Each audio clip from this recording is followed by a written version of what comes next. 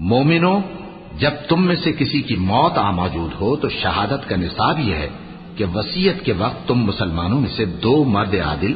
یعنی صاحب اعتبار گواہ ہوں، یا اگر مسلمان نہ ملیں اور تم سفر کر رہے ہو اور اس وقت تم پر موت کی مصیبت واقع ہو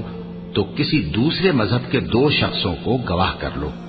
اگر تم کو ان گواہوں کی نسبت کچھ شک ہو تو ان کو عصر کی نماز کے بعد کھڑا کرو اور دونوں اللہ کی قسمیں کھائیں کہ ہم شہادت کا کچھ عوض نہیں لیں گے، گو ہمارا رشتہ دار ہی ہو، اور نہ ہم اللہ کی شہادت کو چھپائیں گے۔ اگر ایسا کریں گے تو گناہگار ہوں گے۔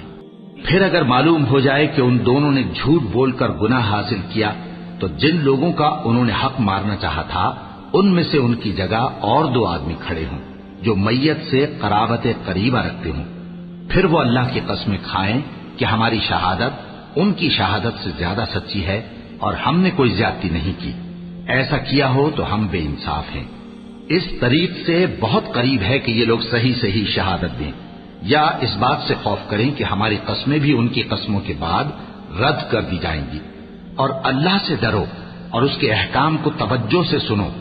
اور اللہ نافرمان لوگوں کو ہدایت نہیں دیتا۔